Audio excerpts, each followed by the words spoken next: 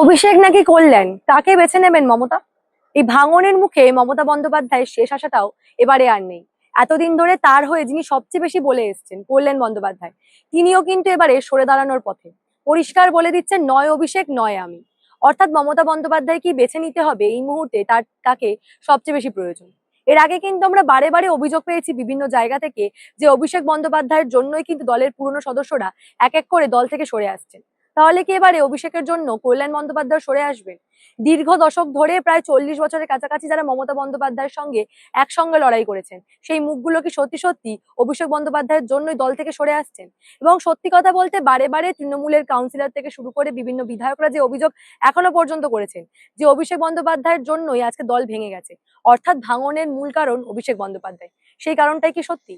আজকের প্রতিবেদনে সমস্ত কিছু নিয়ে আলোচনা করব এবং এই মুহূর্তে দাঁড়িয়ে ঠিক কি অভিযোগ করছেন কল্যাণ বন্দ্যোপাধ্যায় সেটাও আপনাদের দেখাবো। তার জন্য প্রতিবেদনটা সম্পূর্ণ দেখুন। নমস্কার, আমি সানিয়া, দা নিউজ বাংলায় আপনাদের সকলকে স্বাগত। মমতা দিও বেছে নিক, কি করবে? অভিষেককে নিয়ে থাকবে, না আমার মতো যারা অভিষেকের প্রতি যারা ক্ষুব্ধ তাদের নিয়ে থাকবে? পালা বদলের পর থেকে আমরা ঠিক যে ছবি দেখতে পাচ্ছি, রীতিমতো তৃণমূলের ভাঙন একেবারেই পরিষ্কার। তবে শুরু থেকে শেষ পর্যন্ত মমতা বন্দ্যোপাধ্যায়ের পাশে আমরা একমাত্র মুখ দেখেছি কল্যাণ বন্দ্যোপাধ্যায়। তবে আজকে যে ঘটনা ঘটেছে, আমাদের আগের প্রতিবেদনে আপনারা দেখেছেন, রীতিমতো কিন্তু এই ঘটনার পর এবারে ক্ষোভ উগড়ে দিচ্ছেন কল্যাণ বন্দ্যোপাধ্যায়। পরিষ্কার বলে দিচ্ছেন, নয় অভিষেক নয় আমি। অর্থাৎ মমতা বন্দ্যোপাধ্যায়কে বেছে নিতে হবে যে তিনি কাকে বেছে নেবেন। এর আগেও কিন্তু আমরা বারে বারে তৃণমূলের মধ্যে অভিষেক বন্দ্যোপাধ্যায়কে নিয়ে একাধিক ক্ষোভের ঘটনা দেখেছি। বিভিন্ন সময় বিভিন্ন তৃণমূলের পুরনো মুখ, যারা দীর্ঘদিন ধরে মমতা বন্দ্যোপাধ্যায়ের সঙ্গে লড়াই করে গেছেন, একসঙ্গে মাঠে নেমে লড়াই করেছেন, তারা প্রত্যেকেই কিন্তু অভিষেক বন্দ্যোপাধ্যায়কে নিয়ে বিভিন্ন সময় ক্ষোভ উগড়ে দিয়েছেন। এমনকি দেখা গেছে কেবলমাত্র অভিষেক বন্দ্যোপাধ্যায়ের সঙ্গে দ্বন্দ্ব দেখা যাওয়ার পরে মমতা বন্দ্যোপাধ্যায়ের পাশ থেকেও এক এক করে সরে দাঁড়িয়েছেন এই তৃণমূলের পুরনো নেতা নেত্রীরা। এমনকি বর্তমানে দাঁড়িয়ে বিধায়ক থেকে শুরু করে সাংসদরা প্রত্যেকেই কিন্তু বিদ্রোহী হয়েছেন। এবং এই সমস্ত ঘটনার কথা মাথায় রাখলে শেষ পর্যন্ত একমাত্র মমতা বন্দ্যোপাধ্যায়ের পাশে দাঁড়িয়েছিলেন কে? কল্যাণ বন্দ্যোপাধ্যায়। তবে আজকের ঘটনার পর তিনি পরিষ্কার করে দিয়েছেন যে এবার মমতা বন্দ্যোপাধ্যায় অর্থাৎ দিদিকেই বেছে নিতে হবে, তিনি ঠিক কাকে চাইছেন। একদিকে যখন আমরা বারে বারে দেখেছি যে অভিষেক বন্দ্যোপাধ্যায়কে ঘিরে বিভিন্ন অভিযোগ বিভিন্ন সময় উঠে এসেছে, ঋতব্রত যখন বিধানসভায় পরিষদীয় দল ভেঙে দেওয়া হয়, ঋতব্রত বিরোধী নেতা হয়, তিনিও কিন্তু পরিষ্কার বলেছিলেন যে অভিষেক বন্দ্যোপাধ্যায়কে নিয়ে মূল সমস্যা মমতা বন্দ্যোপাধ্যায়ের নেত্রী এবং সবসময় মমতা বন্দ্যোপাধ্যায় নেত্রী থাকবে। কিন্তু অভিষেক বন্দ্যোপাধ্যায়ের সঙ্গে বনিবনা করে এই মুহূর্তে দলে অনেকেই চলতে পারছে না, যার ফলে বিধানসভায়ও সংখ্যাগরিষ্ঠ মিলে আলাদা করে আলাদা ব্লকে কাজ করার কথা বলে। পরবর্তীতে সাংসদেও একই ছবি দেখা যায়। বিভিন্ন এমপিরা তারাও কিন্তু পরিষ্কার করে দেন যে এইভাবে কাজ করা যাচ্ছে না এবং তারা বিদ্রোহী হয়ে আলাদা ব্লকে কাজ করবেন কাকলি ঘোষ দস্তিদারের নেতৃত্বে। সেই বিষয়টা একেবারেই পরিষ্কার হয়ে যায়। তবে আজকের এই গোটা ঘটনার পর আগে কল্যাণ বন্দ্যোপাধ্যায় কি বলেছেন তার বক্তব্যটা একবার শোনাবো। পিটিশন না, এটা ক্রিমিনাল রিভিশন। এটা ওই সিআইডি নিয়ে একটা মামলা ছিল, সিআইডি যে ডেকে পাঠিয়েছে, নোটিশ দিচ্ছে উইটনেস হিসেবে, সেটা ক্রিমিনাল রিভিশন আমি মামলা ফাইল করেছি। গত শুক্রবার দিন ভেকেশন বেঞ্চে মামলাটা ছিল, 221 আইটেম। ওই 214-15 পর্যন্ত হলো, তারপর তো ম্যাটার রিচ করলো না, তখন আমি মেনশন করলাম। মেনশন করার পরে সে জজ সাহেব আমাকে বললো বুধবার দিন মামলাটা থাকবে। তো বুধবার দিন মামলা থাকবে, কালকে সকালে মামলা ছিল না লিস্টে।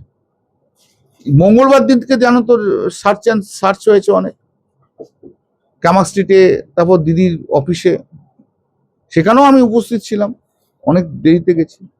কালকে জাস্টিস কৌশিক চন্দ্র ঘরে মেনশন করে আমি বললাম যে ম্যাটারটা খুব আর্জেন্ট, আমার সার্চ হয়েছে, এ হয়েছে, তুমি মামলাটা নাও। তখন জজ সাহেব বললো ঠিক আছে মিস্টার বন্দ্যোপাধ্যায়, আমি কালকে নেবো।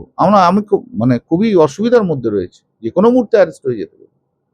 বললো আমি কালকে নেব, তুমি সকালে এসো, আমি মামলা কালকে আমি নেব। এবারে আমি এখানে চেম্বারে বসে আছি, বেলা 12:30টার সময় একজন লয়ারকে পাঠিয়েছে, আগে সঞ্জয় বসুর সঙ্গে ছিল, অ্যাকুইলা। সে এসে বলে একটা রিট পিটিশন ফাইল হয়েছে সার্চ নিয়ে, সার্চ এন্ড। তোমরা রিট পিটিশন সার্চ নিয়ে ফাইল করলে, আর সার্চটা তো আমার subject matter of the criminal division.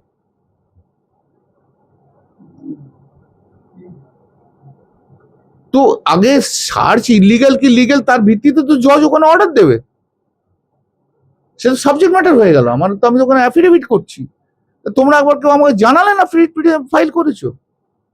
বলে না, ওপর থেকে ইনস্ট্রাকশন এসছে। না কিশোর দত্ত করছে, আমার করুক কিশোর, তাহলে কোনো অসুবিধা নেই আমার। কিন্তু তোমরা আমাকে দেওয়ার মামলা করো, কারণ তোমাদের যখন different different opinion, different different লোকের রয়েছে, তাহলে আমাকে করার দরকার নেই।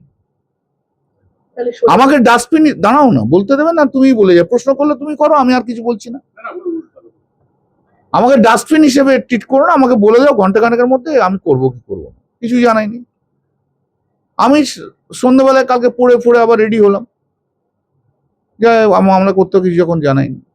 রাত্রি 12:30টার সময় আমার ছেলেকে টেক্সট করে বলেছে যে আমাকে থাকার দরকার নেই, অয়ন ভট্টাচার্য থাকবে। তো আমি মামলা ছেড়ে দিয়েছি, এত জুনিয়র ছেলেরা থাকবে।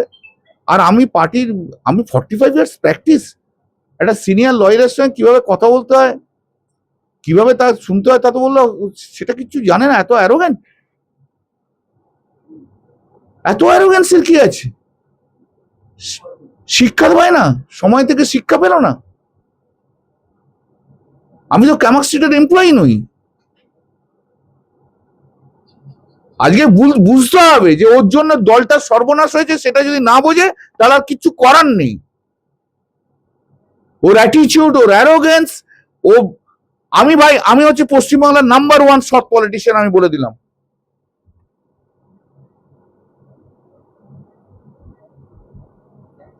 আর ওর জন্য আজকে আমাদের চোর চোর চোর চোর চোর চোর শুনতে হচ্ছে। লাইফ ইজ আন্ডার থ্রেট, যেখানে যাচ্ছে সেখানে কেউ না কেউ ইয়ে করছে।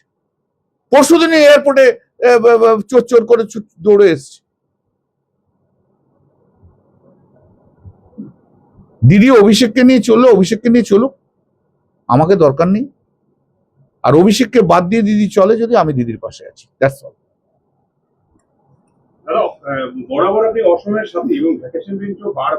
আমি আর কি বলবো, যদি একটা arrogant Abhishek Bandyopadhyay air condition ঘরে থাকার ছেলে,